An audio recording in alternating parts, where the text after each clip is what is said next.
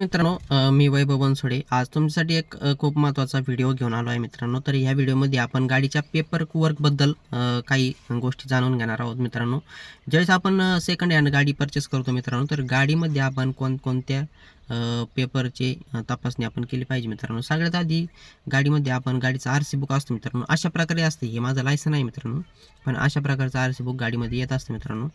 तर मित्रांनो, R C book तुम्ही बघितलं पाहिजे. आर सी बुक ओरिजिनल आहे का? आर सी बुकवर गाडीची जी व्हॅलिडिटी आहे मित्रांनो, ती व्हॅलिडिटी तुम्ही चेक करून घ्या की गाडी रिपासिंगला आहे की गाडी गाडीची पेपर 5, 6, 7 वर्ष चालू आहेत. जर गाडी रिपासिंगला जर असेल तर तुम्हाला नक्कीच तो खर्च तुमच्यावर येणार आहे मित्रांनो. दुसरी गोष्ट, तुम्ही गाडीवर कोणत्याही फायनान्सचा बोजा आहे का हे देखील तुम्ही चेक करून घ्या. बोजा जर असेल तर त्या गाडीच्या आपल्याला जुन्या मालकाकडून त्यांची त्या फायनान्सकडून एन-ओ-सी लागते मित्रांनो. तर ती एन-ओ-सी देखील आपल्याकडं पाहिजे मित्रांनो. गाडी ट्रान्सफर तशी होत नाही.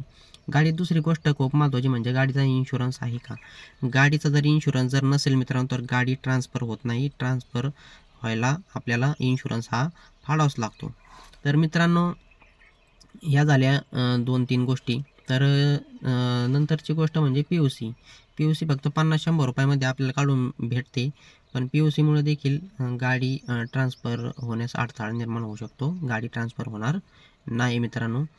तर मित्रांनो, ह्या काही गोष्टी आहेत मित्रांनो, की सेकंड हँड गाडी घेताना तुम्ही पेपरमध्ये चेक केल्या पाहिजे. आणि खूप महत्त्वाची बाब म्हणजे पहिला मालक असतो तो तुम्हाला ओ-टी-पी देणार का? हे देखील तुम्ही त्यांच्यासोबत बोलून घेतलं पाहिजे. कारण गाडी घेतल्यानंतर ओ-टी-पी द्यायला देखील जुना मालक खूप टाळाटाळ करत असतो मित्रांनो.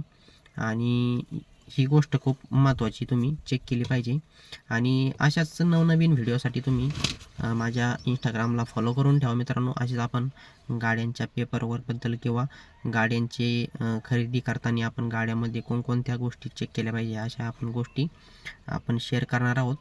तर नक्कीच तुम्ही मला फॉलो करून ठेवा आणि हा व्हिडिओ तुम्ही नक्की शेअर करा, लाईक करा, कमेंट करा. कोणतीही तुम्हाला अडचण जर येत असेल गाडीच्या पेपरमध्ये तर तुम्ही नक्कीच मला कमेंट बॉक्समध्ये विचारू शकता. धन्यवाद.